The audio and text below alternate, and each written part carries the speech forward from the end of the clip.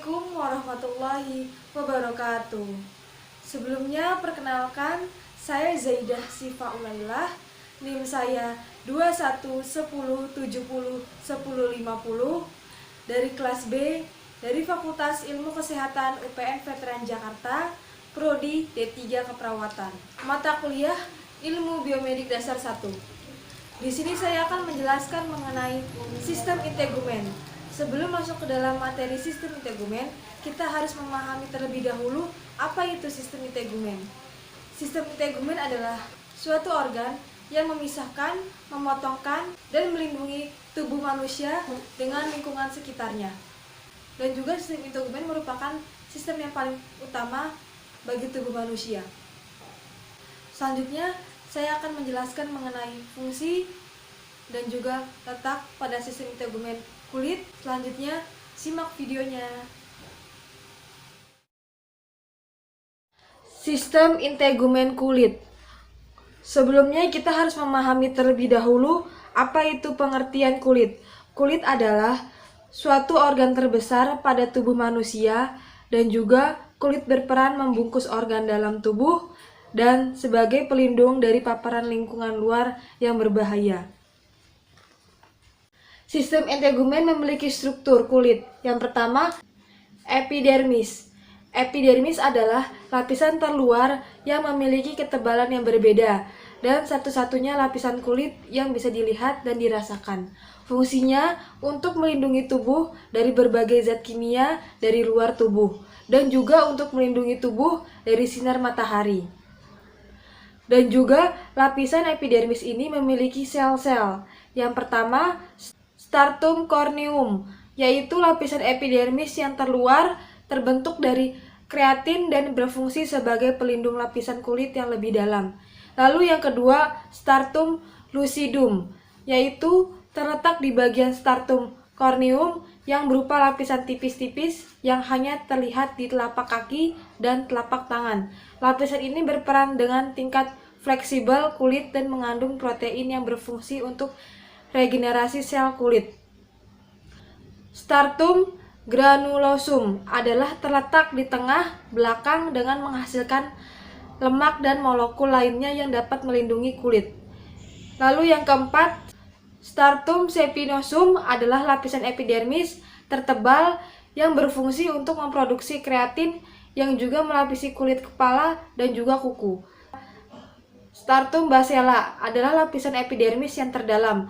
Lapisan ini mengandung sel yang bernama lanocytosid yang menghasilkan warna kulit atau pigmen yang dikenal sebagai melanin.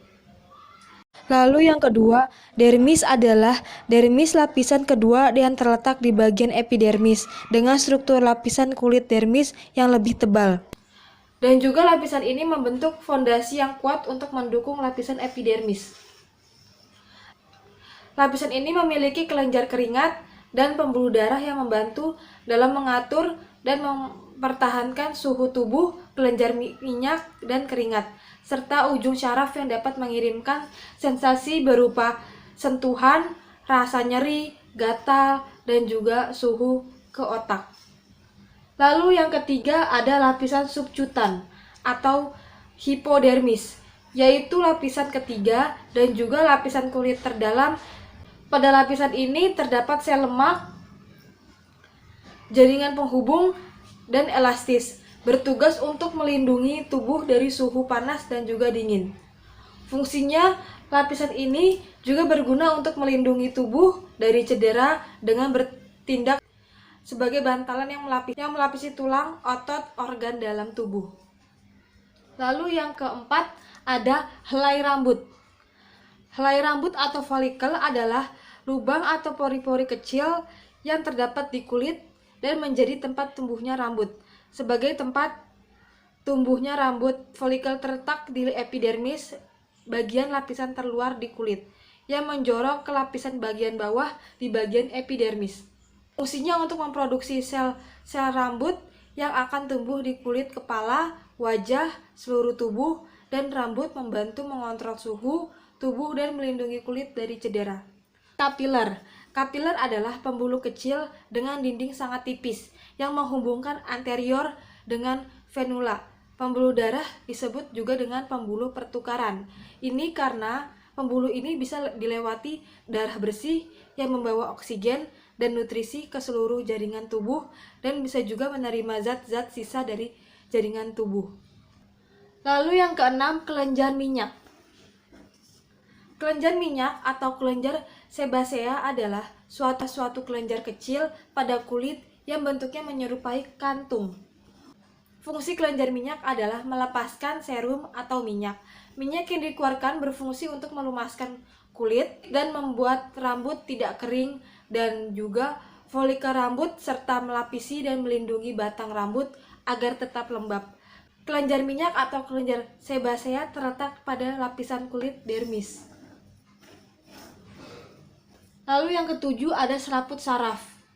Selaput saraf adalah lapisan dermis yang terdapat puting serabut atau akar serabut yang merupakan ujung-ujung akar saraf sensorik, dan selaput saraf memiliki satuan kerja utama dari sistem saraf yang berfungsi menghantarkan impuls yang terbentuk akibat adanya suatu stimulus atau rangsangan seperti sentuhan, rasa nyeri, gatal, kesemutan, mati rasa, atau sensasi terbakar.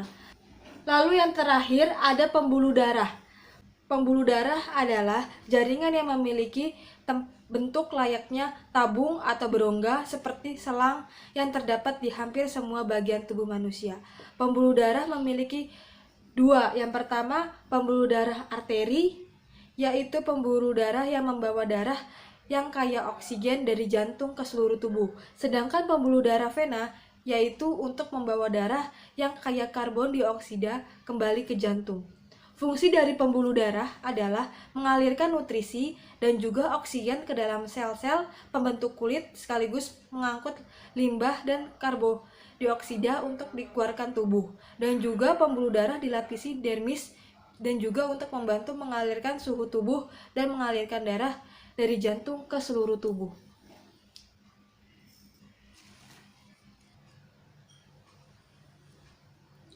Sekian dari video saya, semoga video ini bisa bermanfaat bagi kita semua. Kurang lebihnya mohon dimaafkan. Wabillahi taufiq wal hidayah. Wassalamualaikum warahmatullahi wabarakatuh.